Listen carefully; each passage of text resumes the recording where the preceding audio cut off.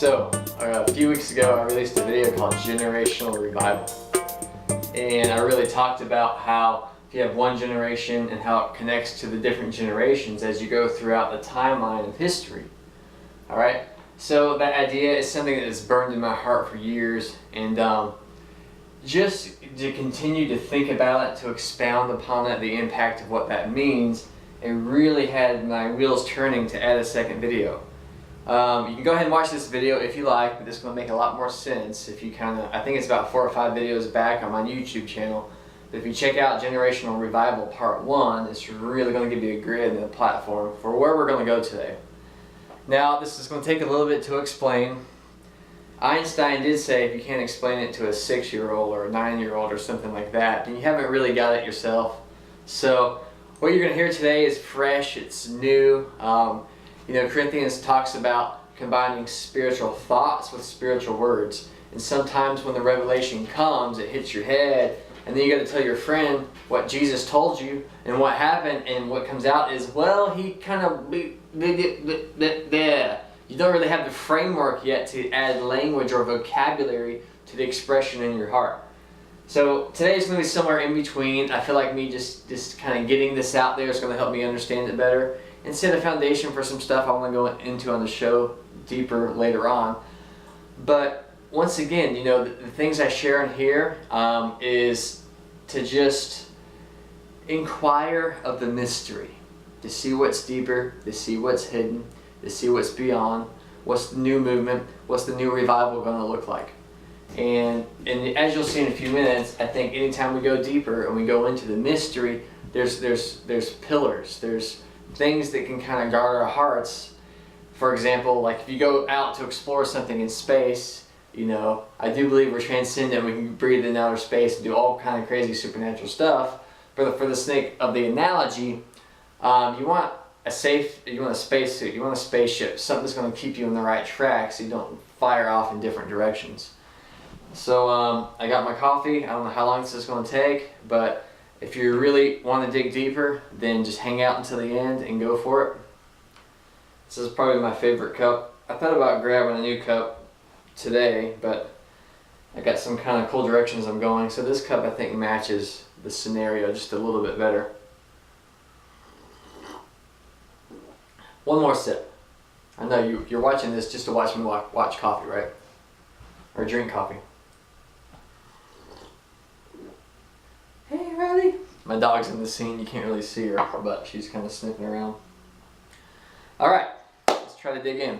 So in Generational Revival Part 1, this generation has an awesome move of God. They see God do amazing things. And then 10, 15 years later, then you see this pattern in church history, or even in human history and different things in different eras. And Chris Bolton calls it epic seasons. Generation Part 2 comes along.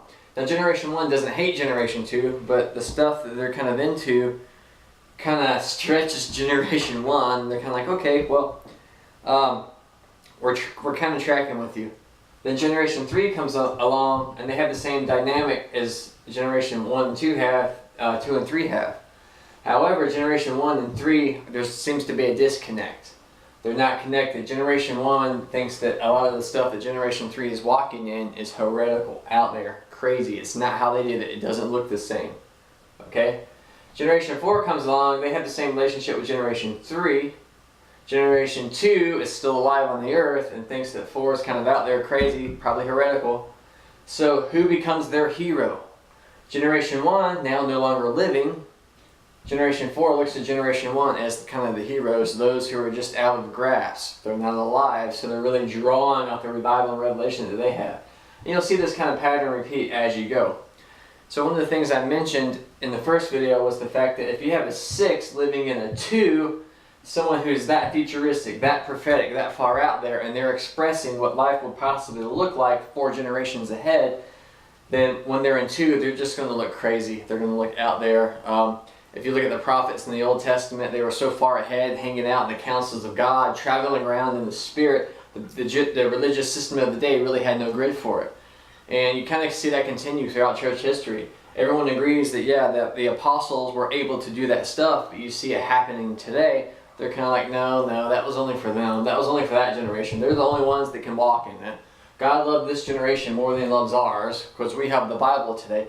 I'm sorry, friends, that's an incomplete gospel. It's supposed to expand in each generation. So this generation has this worldview, this paradigm, this way of understanding life, theology, the Bible, God, what they think the Bible means. The second generation, building on their foundation, takes it further. What does this mean? They take the ground that they took here, they begin to build cities on. And the ground that they build cities on here, they begin to build nations on. And so you have this centrifugal exponential expansion. Ground here, ground here, ground here. It gets bigger as you go, as the kingdom begins to spread and cover the earth. Alright? And so, here's kind of where I'm tracking. Like, what if you have someone that's tapping into something? And I drew this on the first video. The timeline's coming, it's going to loop ahead, grab something out of the future, bring it back into the present, and explode forward. Kind of how David did, kind of how Solomon did in the Old Testaments. Alright? And so you still have that happening today. You still have people reaching way far off in the distance, seeing something that's available. They want to grab hold of it and pull it into our generation. So, if you have someone, in generation 15 and 4, it's just going to blow 4's mind. That's 9 generations in the future. Think about our day and age. 9 generations ago. So, for example, check this out. I found this at an estate sale.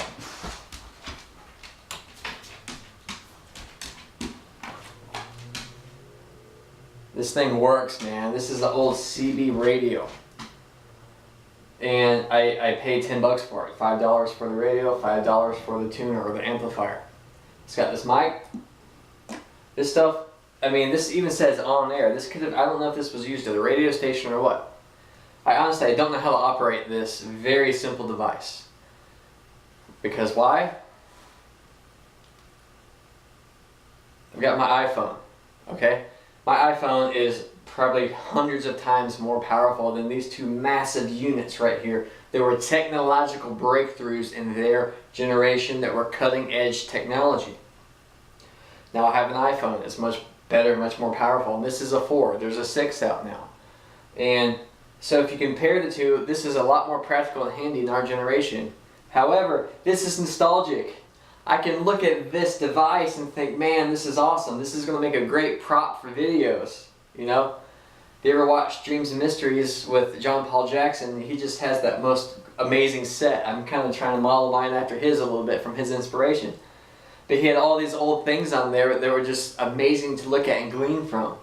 Me and my wife like steampunk stuff. Steampunk combines old Victorian era, industrial era technology with brand new computers, and it just creates this eclectic thing that's cool. You can really appreciate the value of the old and the fact that it has its place in history that got us to where we are today. And Generation 1 is the CB radio, Generation 4 is the cell phone, Generation 6 is the iPhone. I can appreciate what happened along the way. I like to get it, I like to have it, I like to look at it, reflect and think. It looks really neat. In my practical day to day, this is ineffective. This is part of something that got me somewhere, but the message that this would send today isn't as powerful as the message on my iPhone. Right? So, and like I said in the first video, if you have a first generation person and they're kind of having this stuff, then they're not going to understand how to operate the iPhone. You see a lot of times transference of stuff. Some of the older people in our generation, they have a hard time with computers. But they could probably walk up to right up to this CB radio and operate it, and I have no clue how to even get this thing going. Now if I really sat there and messed with it, I probably could get somewhere. But so you see this transference. I wrote an article a few years ago, and me and Steve Bremner, I believe, did a Fire on Your Head podcast on it called Prophetic Vision and Technological Advancement. So within 24 years, Apple having the Macintosh, they came out with the iPad or the iPhone. So 24 years later, the machine got like 10,000 times more powerful and got like 100 times smaller. And so what is a breakthrough in one generation becomes a platform to take that breakthrough even further in another generation. So where am I going with all of this? What if someone has the perspective and vision of generation 15? You know, but generation's 40 years, you know, that's 600 years. So what if someone is living in our generation today with the revelation as if it's 600 years in the future? It would almost be like when they came and started talking to us, like they came back in time, like they had a time machine, right? So, I mean, what if that were possible? What if someone shows up and says, I'm from 600 years in the future, here's what the Earth's going to look like, here's what technology is going to look like. Oh, you're from the future, okay, I can kind of track it like that, alright? So what if someone is so prophetic today, they can see from 4 all the way into 15, well, if they have a grid for it, what if they go there? And what if they start talking about what life looks like in 15 back here in 4? It's going to blow our minds, right? So those people, every generation has someone who steps out further and goes beyond. They see something in the future, in the distance, that they hold of it. The first people to do that usually run headlong into it, and they end up looking crazy. When the prophetic movement started, the mainstream Christianity thought they were crazy nutso because they were grabbing hold of something. It was messy, it was crazy, it was chaotic. But what emerged out of that chaos, or seemingly chaos, was something that was divinely intended. Something that was designed. So there's a progressive revelation all throughout time and eternity, and the prophetic ones are the ones who can see across the curvature of the earth into the future, see what that looks like and bring it into the present.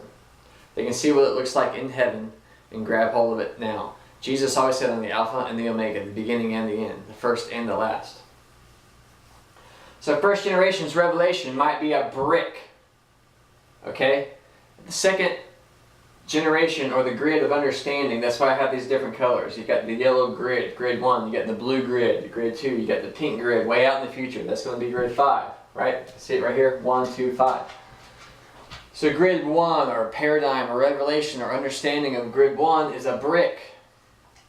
Well, they take that revelation, that thing that God spoke in their generation, and all of a sudden they realize more bricks are available. So grid 2, they take that brick and they build a skyscraper. I mean, it's just exponential increase, kingdom expansion. Okay? You go a few generations into the future, you get down here to grid 5, and they've taken that brick, built a building, now they've built a city. So God tells me this, that becomes a fundamental core truth after being tested and tried from 3 generations of life on the earth. That brick becomes a small piece in a larger building that God is doing, and that building becomes a city. What did Abraham say? I'm looking for a city that has foundations, whose architect and builder is God. God's always been building something in the earth, that city, that eternal divine plan, that unfolding plan of revelation. There's a plumb line all throughout the Bible of what God's doing. You know, that's why it says the Old Testament is a type and shadow of the New, because it's building towards something, building towards something, building towards something. The word perfect in Greek is, forgive me Greek scholars, teledon. It means the final completion, or what it looks like when everything is perfectly fit together. You know, we talked about in several shows about Greek or Hebrew thinking is a circle. Circle means completeness and fullness. Riley? No, sorry, my dog's kind of playing around making noise. I think she wants to add her revelation to it. So you're looking at the fullness of time. So if here we are in this generation, the generation before us is what was. Okay? The generation we're living in is what is, and the generation to come has a revelation of what is to come. You know? Jesus said, I am him who was, who is, and is to come. You know, the first and the last. I just went over that. Alright? So you have this timeline tracking all throughout history of exponential expansion, exponential expansion, exponential expansion as the kingdom begins to spread and cover the earth. It says in Romans 8:19 that all creation groans for the revelation of the sons and daughters of God. Why? Because they're the ones able to restore creation to the image, intention, and plan of God in the earth and in all the cosmos. Alright? So, you can see it here. That's why I kind of drew these boxes out. Grid 1 is revelation. Grid 2 is much bigger, wider, further, deeper. 3, 4, 5, boom, a much bigger grid of what God's doing, a much clearer picture of what it looks like. I have this thing I call the fellowship of revelations. You can have one small picture like a tree, and God might be speaking that to you in that season. But if you hang on to that vision and keep pressing into it, you can zoom out a little bit, and that tree becomes a field and a stream. You zoom out even further, it becomes mountains. You zoom out even further, it becomes a whole world, a whole planet. So that one small glimpse of revelation could expand into this much bigger thing that God is doing in the earth. So you can see it expanding and exploding. Alright? Where do I want to go from here? I think I'll grab some coffee. You guys tracking? This isn't a video designed to be a quick YouTube watch. If you really want to get into this, then you're going to join me on this process of figuring out how they go through all this. Let me check my notes real quick. This is like a live sermon on TV. On YouTube.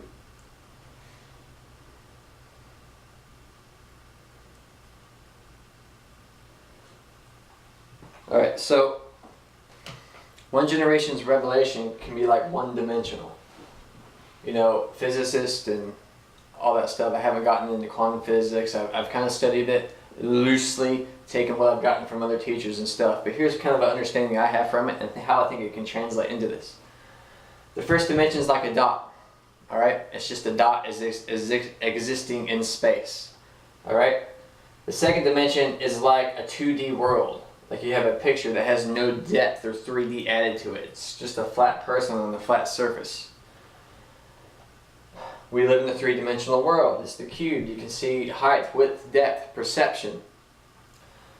Now, for me, the understanding I have of the fourth dimension, in my opinion, that's the access and entrance to spiritual sight. It's the understanding of the spiritual world.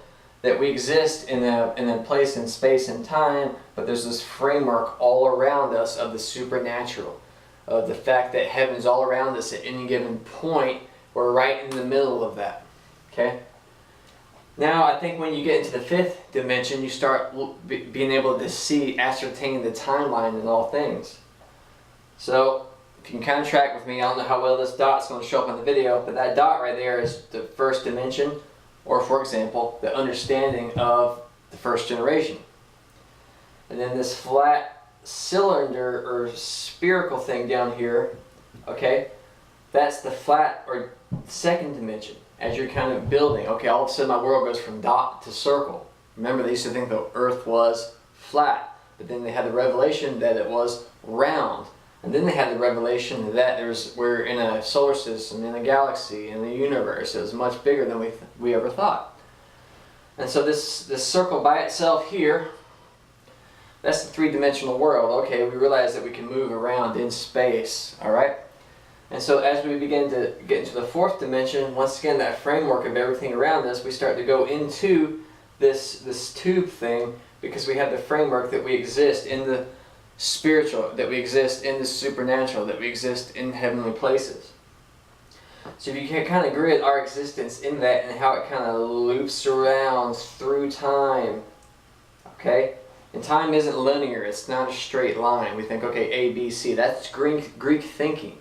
Hebraic thinking was always circular. What happens if you combine the two? You kind of get that infinity symbol. It begins to overlap itself. It's kind of like the fabric of time begins to expand from one thread into this massive quilt.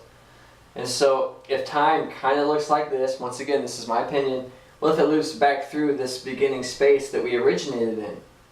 Well, then someone in 1, 2, or 3 can kind of see what's happening in the future and begin a building according to the future in their present, whether one-dimensional, two-dimensional, or three-dimensional, because time itself is looping back through, and you're able to kind of see all places in time at once.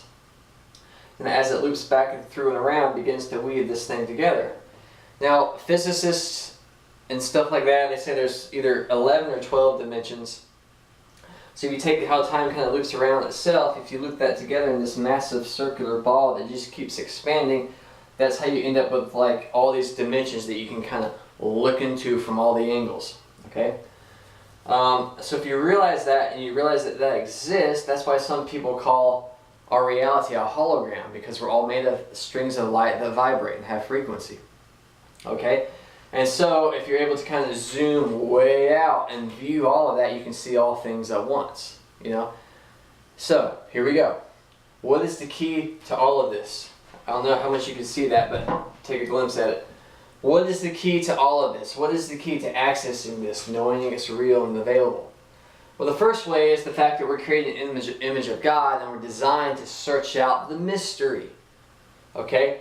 You can search out the mystery without the key and get glimpses of this because the key is ever present and it's always drawing you into itself. But if you take the key out of the equation, you're not going to make proper sense of all of this. Okay? Jesus says in John 14:6, I am the way, the truth, and the life. No one comes to the Father except through me. The key to all of this, the key to understanding everything that was and is to come, everything that exists. That's what the definition of reality. Everything that we can see that exists or can possibly ever exist. The answer to that is Jesus and His kingship and His lordship and His rulership. And that very man that came to walk on the earth possessed all of this in Himself, in its entirety, fullness, completion, and perfection as He was on the earth. So everything He said had all of this layer after layer after layer after layer of revelation sandwiched in every syllable that came out of His mouth, with many different layers of prophetic meaning, expansion, availability of that which happened, that which is happening now, and that which will happen in the future. Jesus is, Mr. Gladstone used to say, it doesn't matter where you place Jesus in time or eternity, He is the pinnacle of everything. It is Him who exists. And out of His mouth of let there be light, out of the Father's creative mouth, that word is Jesus Himself that kind of released the essence of all creation. You cannot take Him out of the equation, because without Him the equation would not exist. Preach it. Let me take a coffee break. So He's the key and the answer to everything. I love the fact that scientists in our generation can take what's happened before, peer into the future, and begin to build and model physics, all this stuff. Riley. Amen. She's loving the message. She's barking at us. You cannot take Jesus out of it. You cannot study this stuff without Jesus-ness. The ministry of Jesus is the thing that makes all things possible. Alright. So if you take all of this, it fits as a dot inside of His hand. When Jesus was crucified, He was crucified between heaven and earth. He said He was the ladder of Jacob's dream. He is the gateway. He is the access point. The nail went into His hand, it opened up another realm. The spear went into His side, it opened up another realm. Thomas is criticized for doubting. But when he said, unless I see the nails in His hands and the pierce in His side, I will not believe. That question gained him access to something that none of the other disciples were able to access. Jesus walks through a wall, shows up, and He says, here, Thomas, stick your hand in my side. And He sticks His hand into this, into the otherworldliness. The Bible says that when Jesus was on the earth, all the fullness of the cosmos was in Him, while He was inside of it. He is above everything. He is the crescendo of creation. He is the highest place of all the dimensions are simply found in Him. I had a friend, Alex, one time, and he had a vision. He was actually in the throne room of God. And God actually had the whole universe, everything that ever existed right here. And the thing that was so amazing about his encounter is the fact that he was standing there with Jesus. So it was like he was both inside and outside of space and time at the exact same time. Now, the realm of Jesus, epeonis, the highest heavenly place, Paul talks about the third heaven. That was Hebraic thinking, the place where the highest possible place you could ever go. It transcends reality. That is not just going from dimension to dimension to dimension to dimension. That is above it all. All the dimensions exist inside of Him. So the beauty of the fact of Ephesians reciting where we are seated in heavenly places means that He reached down, pulled us out of our dimensional plane, paradigm, understanding, our place, and He explodes us right out into His realm. Adds dimension, adds depth. Suddenly this isn't a flat surface, but it's like you're going in or coming out of something. So this doesn't just fit into here. If you think this heavenly place fits somewhere in here, all of a sudden Jesus loses His place at the highest place in existence in eternity. And friends, you can never ever let that happen. I'm all about going deeper. I'm all about going into the mystery. But if anywhere along the line that you're tapping into this stuff, if Jesus loses any place at all, ever, in anything you ever study, if He knocks down one notch, you've gone into deception. Everything might be right, but if Jesus' position in your heart is, oh, He's not as great as I thought He was. Oh, maybe He's some kind of being and there's other beings. That is a lie. That is a lie from hell that wants to suck you down into all of chaos. Cosmos is the opposite of chaos. Cosmos is the divine plan and intention of God. For God so loved the world that He gave His only Son. Whoever believed in Him would not perish but have everlasting life. God so loved the cosmos. He so loved His unfolding plan of the was and is to come. He gave His life for it so we could enter into all of this and have access into heavenly places. But if you try to skip that, bypass that, that is incorrect. It says, Jesus says, somehow in the end, in heavenly places, a guy showed up there, but he was wearing improper clothes. He tried to gain access to all of this without Jesus. And they said, what are you doing in here? And they threw him out of there. Jesus is the key. Jesus is the gateway. Yeshua. So I think this is where the Tower of Babel messed up. I think in their generation, they began to build a tower to the sky. They tapped into some of the stuff that we're talking about. You see evidence of other civilizations tapping into these things. And so you don't want to try to establish this without Jesus, without the way. That's why God in His mercy came down and confused all of the languages. But then He repairs it in Acts 2 when all of a sudden they're in one place. Heaven comes down. They were trying to reach heaven, but heaven comes down. They began to speak in other tongues.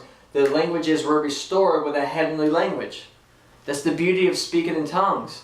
People don't understand this, think that Kuli Yamakadabashaka is just a bunch of mumbo jumbo. It's because they don't understand the plan. The plan is available to you to partake in, to continue, to build the kingdom in, so the kingdom of God can cover the earth, the planets, and the cosmos.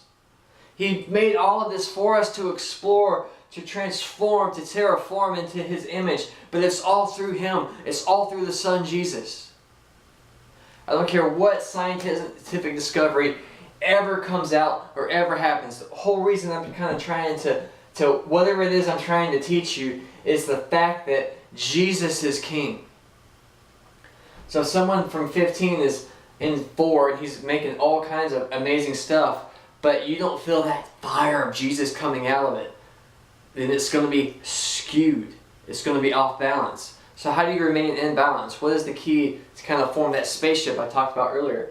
I don't know if this is visible on the camera or not, but I think there's 4 pillars of ecclesia. The word church is the word ecclesia, or governing body, that's going to institute His plan in each generation and see it unfold and become shaped like heaven. Well, Acts 2:42 says, and they devoted themselves to the apostles' teaching and to the fellowship and to the breaking of bread and to prayers. This verse has been a really big part of me since I was at Fire School of Ministry. So you got the apostles' teaching, you got fellowship, you got breaking of bread, you got prayers. I think these are 4 foundations that can hold up the church. You've got to have sound teaching. Now I understand that from each generation that's going to change and expand. Just like I could teach you the latest technological advancement about this radio right here. Well, with that in place, okay, that's growing, that's continuing. I'm going to teach you about an iPhone in my generation, and a generation to come, who knows what's going to happen. Alright? But that's still a core value. Fellowship. The word fellowship is koinonia.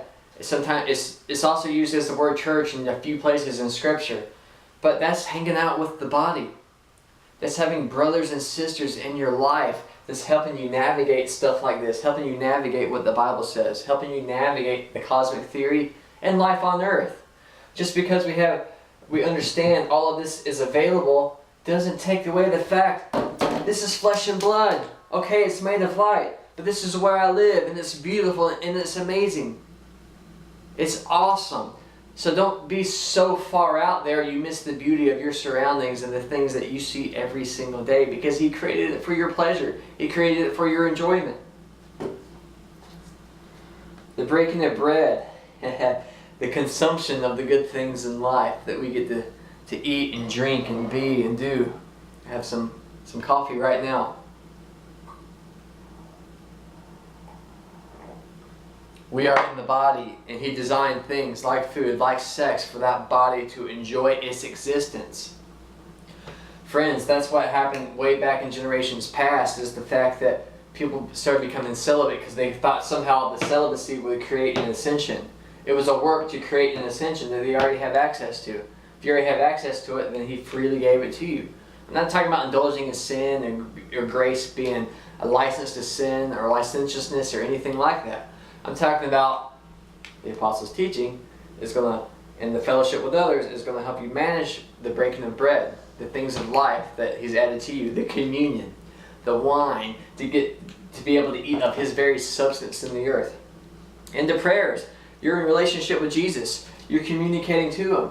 So with all these things, these are going to be pillars that kind of set up the framework for how the church is going to function and operate. That ecclesia, that governing body, it's not just one person going through this. We're going through this together as a people. This is not a person. This is a generation. 1, 2, 3, 4, 5, 6. These are generations. Now, the thing that you got to really watch out for is just part of the reason I'm doing this teaching is to be aware. If a 15 shows up in a 4 or a 3 or a 2, don't instantly say, you're a heretic, you're out of there. But if the 15 shows up in a 2, and they're missing one of these 4 components, that's cause for concern. You know, if this is missing fellowship with believers because you're angry, bitter, and hurt, that table's not going to stand. It's not going to be balanced. And no amount of revelation that you have is going to give you cause to take away that. We weren't designed that way. I mean, Jesus, look at His life. Bill Johnson says Jesus is perfect theology. And He's not going to warp the design. He'll expand your understanding of it, but He's not going to warp it and change it to fit your modern day revelation. If you start to stray away from the Apostles' teaching, if you start to stray away from the breaking of bread, you're going to be staunch and religious. You stray away from prayer, you're going to miss Jesus Himself entirely. So you're looking for Jesus when the 15 arrives in a 4. You're looking for the pillars of ecclesia. You're looking for all this stuff present in their life. That's awesome. You have this amazing message. But if that message somehow dethrones Jesus, you need to throw it in the trash and burn it. I don't care how much good was in it. You've got to destroy it, because you cannot let something of a mixture affect your heart. So all throughout the Bible, all throughout history, all throughout Scripture, this thing's been growing and expanding. Just like this to my iPhone and all of that stuff. Does it have Jesus? Does it feel like Jesus in your spirit? The Jesus that you know, the Jesus that you have a personal relationship. Does that thing begin to rise up within your spirit? And I'm not saying everyone has to be perfect. We are going to have these different things, these different pillars and measure. But that's one of the reasons we need the fellowship. It's because if I'm functioning high in the Apostles' teaching and someone else is functioning high in bread, that's going to keep both of us with that smooth, plain surface to live on, to be on, to move on, to build the building on as a solid foundation. Alright. And so the cool thing about all of this is the fact that we're seated right next to Him in heavenly places. Why do all of this stuff exist? Because He wants us to. It's the glory of God to conceal a matter. It's the glory of kings to search it out. So nobility leads to discovery and revelation, so you can make the earth more like heaven. It's fun. It's an adventure. It's a journey, and you get to partake of it. When I hear things about the blueprints and plans of heaven, how we can build them in the earth, and I see what Solomon did, I see what David did, I see what Jesus did. David was the son, or Jesus was the son of David because Jesus was the personification of the glimpse that David saw in the Old Testament. He began to build in the earth something heavenly. Jesus was the answer. David left everything that Solomon needed to build the temple. Jesus left everything inside of us to be able to build and expand the kingdom through us. And so that's the key. That's the secret. All creation groans for the revelation of the sons of God. Because why? Because we're right here in His heavenly court. We're right here in this heavenly place. Far above all rulers, principalities, things in the earth, on the earth, and under the earth. We're above it all. Realizing that, realizing the makeup of the universe, gives us the faith and ability to understand how the kingdom moves, operates, flows, and functions. And everything, remember, everything that we're tapping into in this generation, don't make the mistake that this is the end all. This is all going to go towards something, 15, 16, 17, 18, 19, 20, 21, 22, 23, 24, 25. Who knows where all this is going? But if you want to stay on track, my recommendation: Apostles' teaching, fellowship, the breaking of bread, and the prayers, and Jesus being the key, the center of your life. Jesus being your everything. The ministry of Jesus, Jesus, Jesus, Jesus, Jesus. So Jesus, reveal your reveal your true self to us. Reveal your true nature. Reveal who you really are. It's not like Jesus is going to expand. He was the fullness when He showed up, when He arrived. The fullness of that is already written down in here. Yes.